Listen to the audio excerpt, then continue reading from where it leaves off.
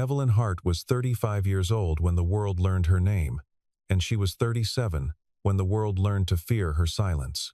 She had become the youngest chief executive in the history of Hart Global, a corporation worth billions, built from her grandfather's shipping ledgers into an empire that touched steel, energy, and finance across 3 continents. She had been decisive, brilliant, and utterly without mercy toward anyone who wasted her time. But 2 years before this story begins, a car accident on a rain-slick highway took her legs, and, with them, most of her faith in other human beings. She had walked into that hospital as a woman who trusted her instincts. She rolled out of it as a woman who trusted almost no one at all. Since the accident, Evelyn lived inside a fortress built of glass and routine. She rarely left her penthouse office at the top of the Hart Tower, and when she did, it was only for meetings she could not delegate away. She avoided galas, avoided interviews, avoided the charity dinners where photographers used to fight for an angle of her smile.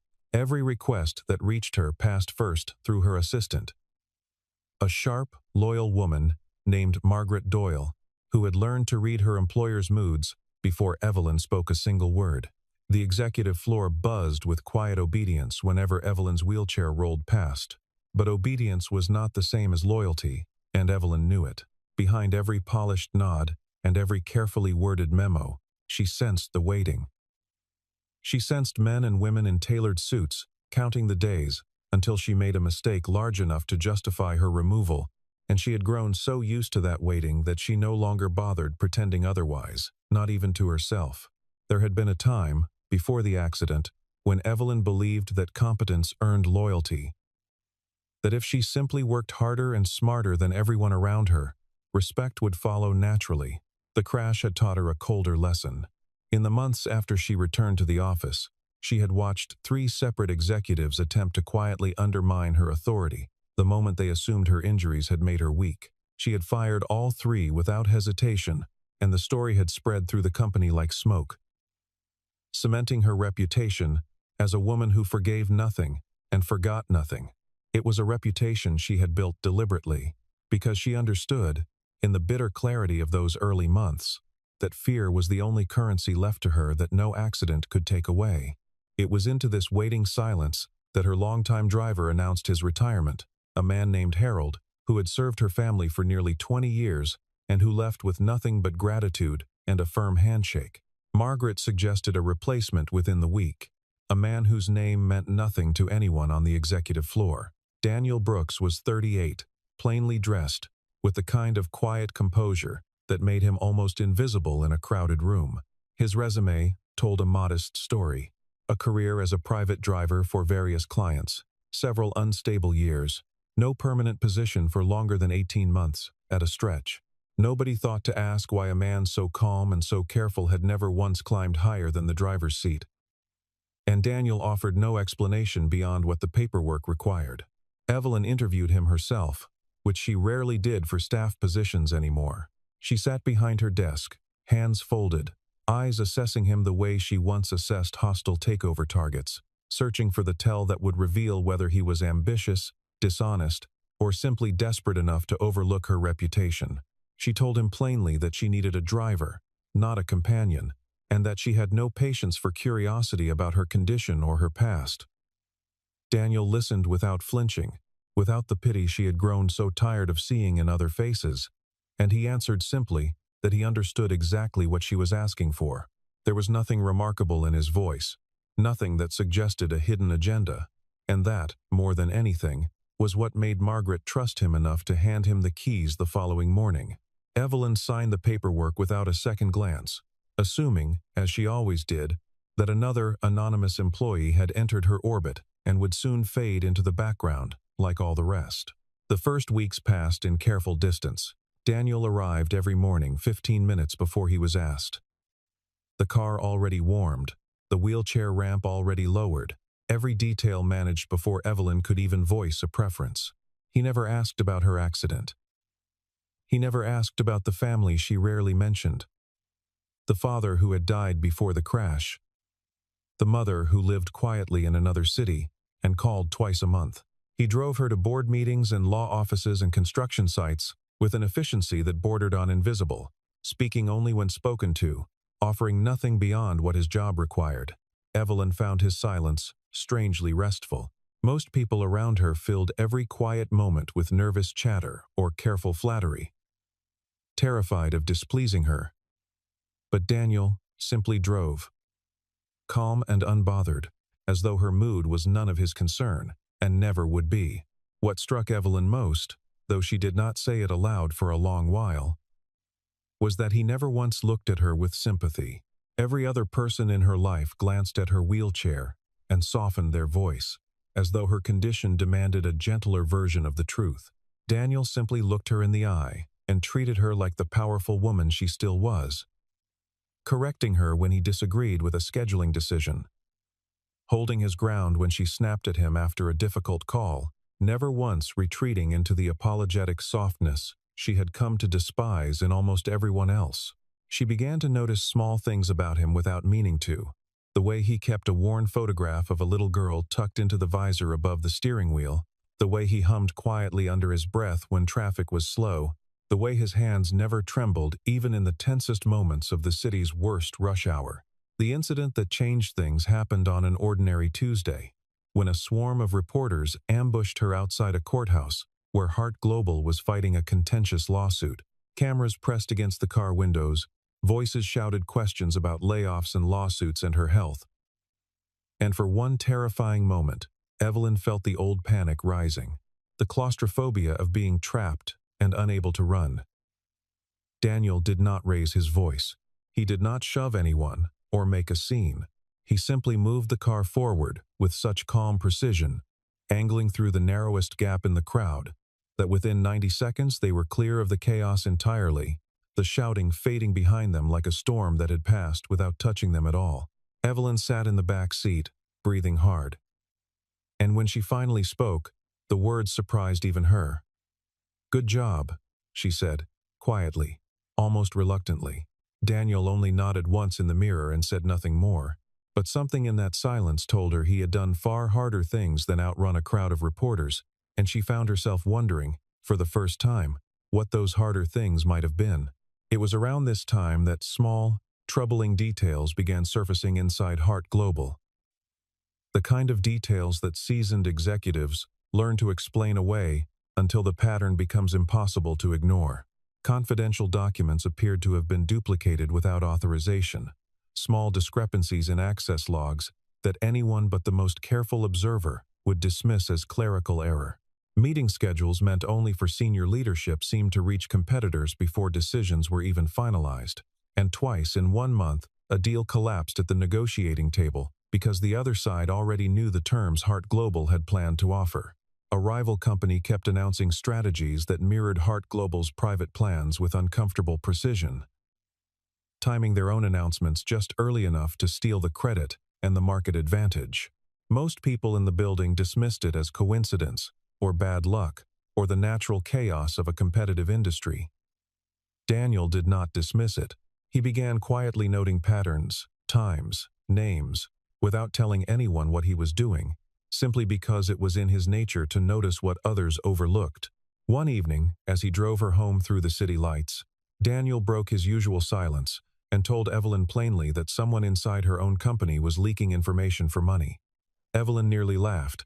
She reminded him that he was a driver, not an analyst, and that such conclusions required evidence, not instinct, and that she had a team of highly paid security consultants who had found nothing of the sort. Daniel did not argue with her. He simply repeated that the pattern was there for anyone willing to look closely enough, and then he said nothing further for the rest of the ride, his eyes fixed calmly on the traffic ahead, as though the conversation had already ended in his mind. The very next morning, a confidential acquisition that Hart Global had been planning for months collapsed spectacularly, sabotaged by a rival who seemed to have known every term of the deal before it was even signed. Evelyn sat in stunned silence at her desk that afternoon, staring at the ruins of a project she had spent half a year building, and for the first time she wondered whether the quiet man behind the wheel of her car understood her business better than she had ever imagined. From that point forward, a fragile thread of trust began to weave itself between them, thin but undeniable. Daniel started noticing more than leaked documents. he noticed a small tracking device hidden beneath the rear bumper of the car. Discovered during a routine inspection, he insisted on performing himself, despite the mechanic's assurance that nothing was wrong. He noticed a scheduled route that felt wrong in his gut. A detour suggested by an assistant who had no obvious reason to suggest it, and he changed course at the last possible minute, only for a security detail to later find debris and a downed barrier exactly where they would have been driving had he followed the original plan. He steered them clear of what looked like an ordinary protest outside one of Hart Global's factories, a crowd that turned out to be paid actors staged to provoke a scandal, timed for maximum embarrassment in front of cameras, that had mysteriously already arrived before the protest even began. Every single time, Daniel acted without panic, without violence, guided only by logic and speed, and a kind of precision that seemed impossible to learn from ordinary experience. Evelyn began to ask him questions she never would have asked a month earlier. She wanted to know where a man learns to spot a hidden tracking device, or how he recognizes a staged crowd before anyone else in the car even senses danger. Daniel would only say that he had learned these things from watching other people's mistakes, offering no further explanation, his eyes fixed calmly on the road ahead. He never elaborated on what those mistakes had cost, or who had made them. And Evelyn, despite her sharp instincts and her lifetime of reading people for weakness, could not tell whether his silence hid modesty or something far heavier. She decided, for reasons she did not fully examine, not to push him further. Not yet. There was something in the careful way he guarded his own history that reminded her, uncomfortably, of the way she guarded hers. Slowly, almost against her own will, Evelyn began to open a door she had kept locked since the accident. One night, waiting in traffic outside a hospital where she had gone for a routine checkup, she told Daniel something she had never said to anyone outside her closest family. She told him that she did not believe the crash that took her legs had been a simple accident. She had no evidence, only a feeling that had never left her, a memory of brakes that failed too conveniently on a night when 3 separate board members had reason to want her out of the way, and men who had since risen quietly through the company, while she spent months relearning how to live inside a body that no longer obeyed her. Daniel did not offer comfort or reassurance, the way everyone else in her life instinctively did. He simply told her, in a voice as steady as ever, that if the truth existed somewhere, it would leave a trace, and traces could always be found by someone patient enough to look. It was such a small thing to say, and yet it settled something in her chest that grief counselors and well-meaning friends had never managed to touch. In the weeks that followed, dinners after work became a quiet habit, nothing romantic, nothing declared, just 2 guarded people sharing a meal in comfortable silence more often than either of them planned to admit. Sometimes they talked about nothing important at all, the strange behavior of a client, a story about Daniel's young daughter refusing to eat anything green, the ridiculous demands of a board member who insisted on flying private for a meeting 3 blocks from his own house. Evelyn found herself laughing more often. Small, unguarded laughs that surprised her own staff, who had grown used to a woman who rarely smiled at all. Margaret noticed the change first, the softer set of her employer's shoulders, the way meetings no longer ended in icy silence, the way Evelyn occasionally asked about her weekend, instead of launching straight into the agenda. Word spread quietly through the executive floor that something in Evelyn Hart had shifted, and for the people who had been waiting patiently for her to fail, that shift was the most alarming development of all. Because a softer Evelyn was, in their calculations, a far more dangerous one. There was a particular evening, weeks before the conspiracy fully surfaced, that Evelyn would later remember as the moment she truly began to see Daniel as something more than an employee. She had insisted on visiting the site of her own accident, a stretch of highway she had avoided for 2 full years, telling no one on her staff where she intended to go that night. Daniel did not ask why.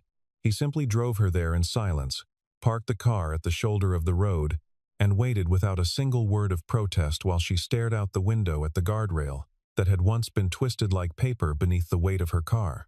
When she finally spoke, her voice cracked in a way it never did in boardrooms, admitting that she still dreamed some nights of the exact sound the brakes had made before they failed entirely.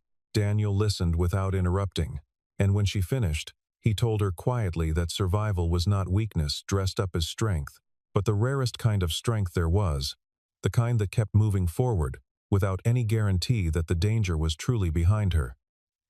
He did not try to fix her sadness or rush her back into the car. He simply stayed until she was ready, and that patience told her more about his character than any resume ever could have. In the weeks that followed, Evelyn began noticing changes in her own behavior that unsettled her, precisely because she had not consciously chosen them. She found herself lingering near the front doors of the building after board meetings instead of retreating immediately to her office, hoping to catch Daniel's car already waiting, hoping for those few minutes of quiet conversation on the drive home that had somehow become the best part of her day. She caught herself smiling at nothing in particular during meetings, remembering some small, ordinary thing he had said that morning, and had to force her attention back to spreadsheets and quarterly projections that suddenly felt less urgent than they once had. Margaret noticed this too, though she said nothing directly, choosing instead to quietly rearrange Evelyn's schedule to allow a few extra minutes here and there. A small kindness offered without explanation, the kind of loyalty that asked for nothing in return. Daniel's daughter, a bright and curious 7-year-old named Lily, became an unexpected thread connecting their two separate worlds. One afternoon, when a school pickup conflicted with an urgent meeting, Daniel had no choice but to bring her along in the back seat of the car, apologizing to Evelyn the entire ride for the inconvenience. Evelyn, to her own surprise, found herself charmed rather than irritated, answering the girl's endless questions about what it was like to run a company and whether wheelchairs could go as fast as race cars. Lily's laughter filled the car in a way that no boardroom ever had, and by the time they reached the office, Evelyn had agreed, almost without meaning to, that the girl could ride along again whenever the need arose. It became, in time, one of the small joys hidden inside an otherwise exhausting season of her life, a reminder that there existed a world beyond leaked documents and quarterly earnings, a world where a child's uncomplicated curiosity could make even the hardest day feel lighter. Somewhere in a private dining room 3 floors below Evelyn's office, a small group of senior executives had already begun meeting in secret, men and women who had spent years smiling in her presence while quietly building a case for her removal. Their names were familiar and respected within the company. Richard Calloway, the chief financial officer who resented being passed over for the top job years earlier, and who had spent a decade convincing himself that the company owed him what circumstance had denied. Vivian Cross, a board member whose family fortune was tied to a rival conglomerate, eager to absorb Hart Global's assets and fold them quietly into a larger empire, and a handful of others who saw profit in chaos and had grown tired of waiting for Evelyn to stumble on her own. Their plan was simple in its cruelty. They would manufacture a financial crisis using falsified reports, feed damaging stories to hungry journalists, eager for a scandal involving a wealthy, wounded young executive, and time a coordinated wave of panic, selling to crash the company's stock at the worst possible moment. Once Evelyn's authority collapsed under the weight of scandal, the board would have every justification it needed to force her resignation and sell the company to the highest bidder, splitting the profits of betrayal among themselves. The attack, when it came, arrived with brutal efficiency. Financial documents leaked to the press suggested Hart Global was hiding massive losses that simply did not exist in the company's real accounting. A carefully edited video clip circulated, showing Evelyn appearing cold and dismissive during an old internal meeting, stripped of context to make her look heartless toward her own employees, though anyone who had been in that room would have remembered the full conversation quite differently. Anonymous sources whispered to reporters about erratic behavior, about a chief executive too fragile and too distracted by her own injuries to lead a company through difficult times. Within 72 hours, the company's stock price had fallen by nearly 40%, wiping out billions in shareholder value and igniting a media firestorm that painted Evelyn as an out-of-touch executive hiding behind her disability while her company burned around her. For the first time since the accident, Evelyn felt something close to despair. The sensation of watching her life's work slip through fingers she could no longer trust to hold on to anything at all. Daniel remained the only steady point in the chaos. while panic gripped the executive floor and Margaret fielded calls from terrified shareholders demanding answers that no one could yet provide. Daniel quietly began an investigation of his own, working late into the night after his driving duties ended, poring over public filings and quietly cross-checking timestamps that did not add up. He did not tell Evelyn everything he suspected, not yet, because he understood that half-formed suspicions would only add to her exhaustion at a moment when she needed clarity more than fear. Instead, he watched, listened, and waited for the right moment. The way a man does when he has done this kind of work before. In circumstances far more dangerous than a corporate boardroom, circumstances that had once cost people far more than a company's stock price. That moment arrived on a quiet evening when Evelyn, drained and hollow-eyed after another disastrous board call, finally asked Daniel a question she had been holding back for weeks. She wanted to know, plainly and without patience for evasion, who he really was. Daniel was silent for a long moment, long enough that Evelyn thought he might refuse to answer at all, his hands tightening slightly on the steering wheel before he finally pulled the car to the side of the road and turned to face her directly for the first time since she had hired him. Then he told her the truth. Before he had ever driven a car for hire, Daniel Brooks had spent nearly 15 years as one of the most sought-after corporate crisis strategists in the country, a man quietly hired by boards and shareholders whenever a Fortune 500 company teetered on the edge of collapse. He had guided companies through hostile takeovers, uncovered embezzlement schemes that federal investigators had missed for years, and rebuilt reputations that seemed beyond saving, working under the radar because his clients paid enormous sums specifically for his discretion. He walked away from all of it after a family tragedy left him raising his young daughter alone, choosing anonymity and simplicity over the relentless pressure of a career that had cost him everything that mattered most, including, he admitted quietly, the marriage that had once given his life its shape. Evelyn sat in stunned silence, staring at the man she had hired to open car doors and manage her schedule, now understanding that he had likely forgotten more about corporate strategy than her entire board of directors combined would ever know. She felt something shift inside her chest, not quite betrayal, not quite relief, but a strange and disorienting mixture of both, the vertigo of realizing that the quietest person in her life had been carrying an entire hidden ocean beneath his calm surface the whole time. She asked him why he had never told her sooner. Daniel answered honestly that he had needed to know whether she was someone worth trusting with the truth before he handed her a version of himself he had buried for years, a version he was not certain he even wanted back. Then, without waiting for her to recover from the shock, he made a simple request. "Give me 3 days," he said, "and I will show you exactly who is trying to destroy your company." Those 3 days moved with a quiet, relentless intensity. Daniel worked through the night, cross-referencing financial records, tracing anonymous email accounts routed through offshore servers, and following the digital footprints of wire transfers, disguised as routine consulting fees paid to shell companies that did not exist beyond a mailing address in another state. He did not work alone. Quietly, carefully, he reached out to employees he had observed over the past months, people whose loyalty to Evelyn had never wavered even when leadership seemed determined to destroy her. An accountant named Susan Meyer, who had noticed irregularities in the ledgers months earlier, but had been too afraid to speak up for fear of losing her position, and a young data analyst named Marcus Webb, who had flagged suspicious file transfers that his superiors had conveniently ignored and buried in a queue of unread reports.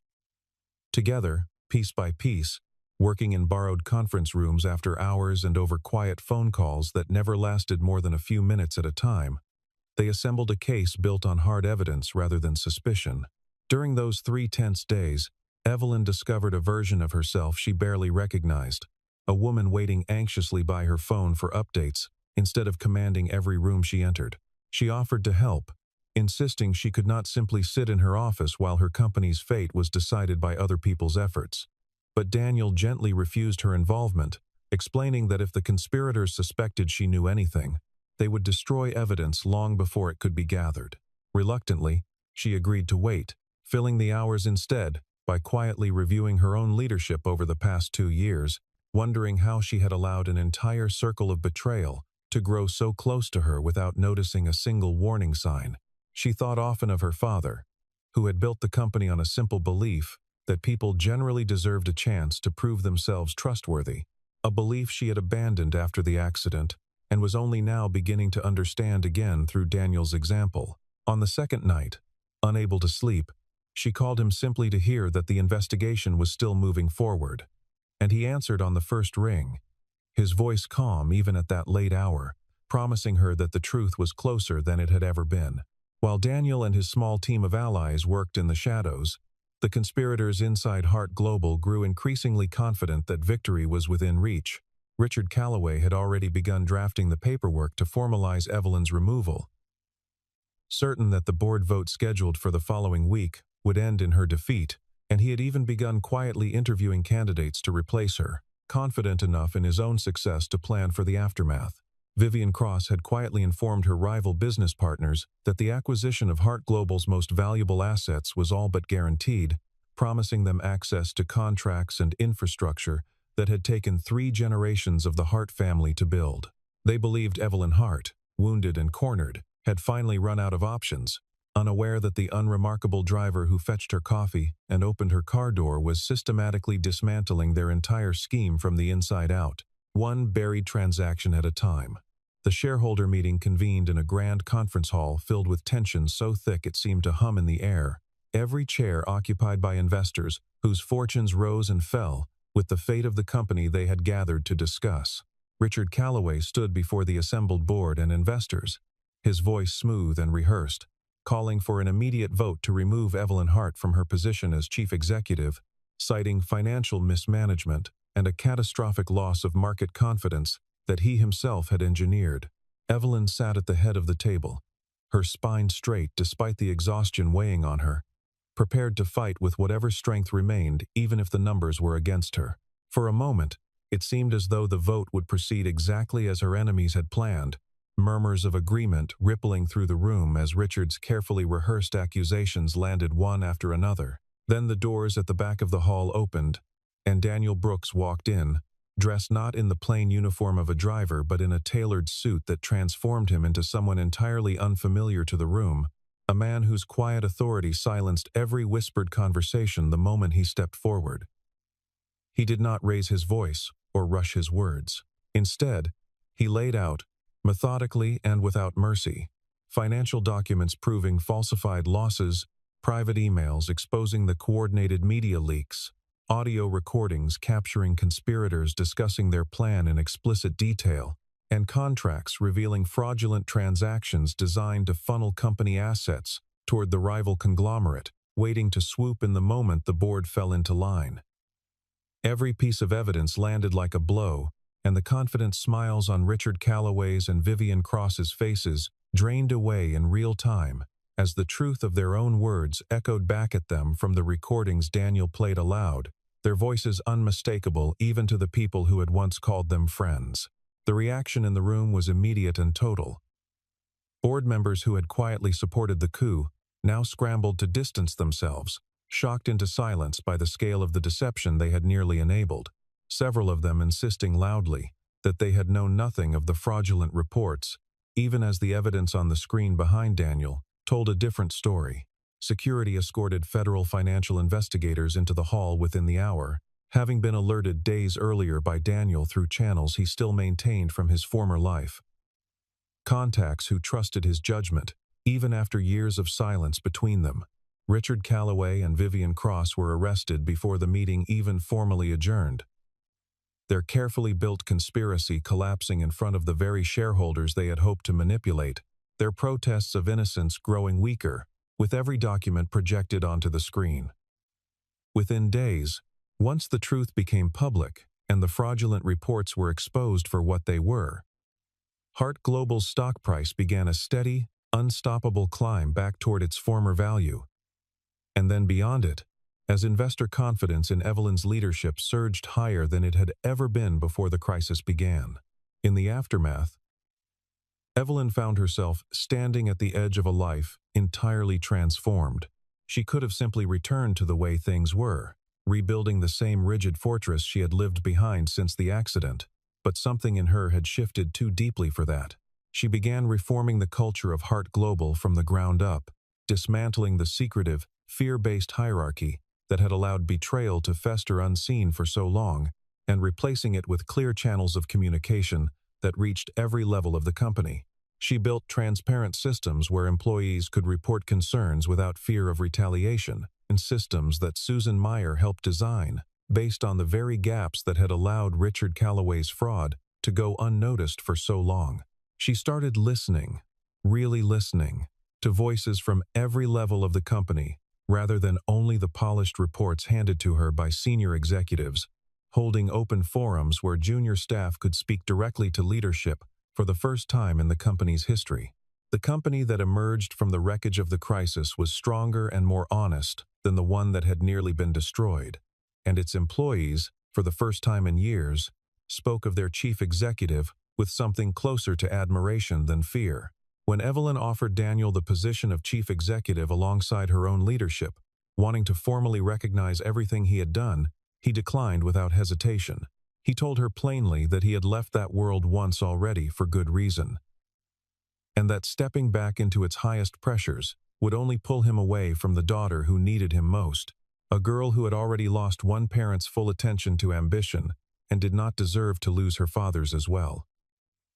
Instead, he accepted a newly created role as Director of Strategy and Crisis Management, a position that allowed him to protect the company he had saved without sacrificing the quiet life he had built for his family, arriving home most evenings in time for dinner and school projects and the ordinary rhythms he had fought so hard to protect. Evelyn respected the choice more than she could have respected any ambition, understanding at last that some forms of strength had nothing to do with titles or corner offices, and that the man who had saved her company had done so precisely because he wanted nothing from it in return. Over the months that followed, the partnership between them deepened into something neither of them had planned for, and neither of them resisted once it arrived. It began in small moments, quiet dinners that lasted longer than necessary, conversations that drifted from business strategy into subjects far more personal, and a shared laugh over something as simple as a mistranslated contract clause, or Daniel's daughter's insistence that her father's driving skills made him basically a superhero capable of outrunning anything on four wheels. There were no grand declarations of love, no dramatic confessions whispered under city lights. Instead, there was something steadier, built from 1,000 quiet acts of care, Daniel remembering exactly how Evelyn preferred her coffee before she asked, arriving each morning with it already prepared just the way she liked it. Evelyn learning the name of Daniel's daughter's favorite teacher without being told twice, asking after the girl's school recital weeks after it had happened, simply because she had genuinely wanted to know how it went. Both of them showed up for each other in ways that mattered far more than grand romantic gestures ever could. And slowly, without either of them announcing it, their lives began to overlap in places that had nothing to do with the company at all. It was no longer a relationship between a powerful executive and the man who once opened her car door. It had become something far more equal, forged between two people who had each lost something essential and had somehow found their way back to wholeness through each other's presence. Evelyn no longer flinched when someone glanced at her wheelchair, because Daniel had taught her, simply by never once treating her as fragile, that her worth had never depended on her legs in the first place, and she found herself, for the first time in 2 years, agreeing to attend a public event without dreading every camera in the room. Daniel, in turn, allowed himself for the first time in years to imagine a future that included more than survival and solitary responsibility. A future where he did not have to carry every burden alone, where another person's steady presence beside him felt less like a risk and more like the missing piece he had convinced himself he no longer needed. 1 year after the crisis that nearly destroyed Heart Global, the company stood stronger than it had ever been in its long history, its reputation restored, and its foundations more solid than before the betrayal that had almost brought it down. Revenue had climbed past its previous highs. New partnerships had formed with companies that specifically cited the transparency of Heart Global's rebuilt culture as their reason for signing on, and the story of the company's near collapse and unlikely rescue had become something closer to legend among people in the industry. Told and retold with each new detail added along the way. At the corporate anniversary celebration, held in the same grand hall where Daniel had once exposed the conspiracy against her, Evelyn stood before the entire assembled staff of the company and delivered words that surprised even those who thought they knew her best. She told them that her greatest achievement was not saving the company from collapse, though she was proud of that victory and would carry the memory of that night for the rest of her life. Her greatest achievement, she said, her voice steady and unguarded, in a way none of them had ever heard before, was learning to trust another human being again after believing for so long that trust itself was a weakness she could no longer afford to carry. Somewhere near the front of the crowd, Daniel listened with a quiet smile. No longer the silent figure behind a steering wheel, but a man standing openly beside her in every decision that mattered now, his daughter seated beside him in a small dress she had insisted on wearing for the occasion. Proud in the way only a child can be proud of a parent, she does not fully understand, but instinctively trusts. He had once been invisible by choice, a man who preferred anonymity to recognition, and yet here he stood, respected and known, not because he had sought the spotlight, but because circumstances had demanded honesty from him, and he had given it without hesitation when the moment required it most. As the celebration wound down, and the city outside began to glow with the colors of early evening, Evelyn and Daniel left the tower together, her wheelchair moving easily alongside his steady pace, neither one needing to fill the silence between them with unnecessary words.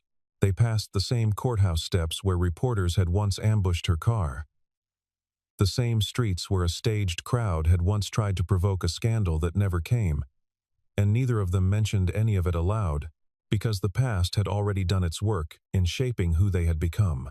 The path ahead still held challenges neither could fully predict, new competitors to face, new crises that would inevitably test the systems they had built together, and the ordinary complexities of building a life that belonged to both of them rather than either one alone. But for the first time in longer than either could remember, they faced that uncertain future, not as isolated individuals guarding themselves against betrayal, but as equal partners who had already proven, in the fire of real crisis, exactly what they were capable of when they trusted each other completely. Years later, when people inside the industry told the story of Hart Global's near collapse, they rarely got the details entirely right, some insisting the villain had been an outside hacker, others swearing the rescue had come from a team of federal agents, rather than one quiet man and a handful of loyal employees willing to risk their jobs for the truth. Evelyn never bothered correcting the exaggerations, understanding that the exact details mattered less than the outcome they pointed toward. A company saved not by lawyers or public relations firms, but by the simple, stubborn decency of people who refused to look away from wrongdoing, even when silence would have been safer. What she carried privately, in the quiet hours when the office had emptied and only the city lights remained outside her window, was the memory of a man who had asked for nothing when he took the job, who had expected no recognition and sought no reward, and who had given her back, piece by piece, the one thing she thought her accident had stolen from her forever, which was not the use of her legs but the simple, fragile belief that some people meant exactly what they said. The lesson embedded in their story was never really about power, though power certainly played its part in the empire Evelyn had built and nearly lost. It was about the quieter, harder truths that power alone can never purchase. The kind of integrity that refuses to bend even when bending would be easier, the kind of compassion that treats a wounded person as capable rather than broken, and the kind of trust that takes root slowly, through 1,000 small proofs, until it becomes strong enough to withstand the worst that ambition and greed can throw against it. Evelyn Hart had built an empire with her mind and her relentless will. But it was trust, chosen deliberately and earned patiently, that ultimately saved both the company and the woman who led it.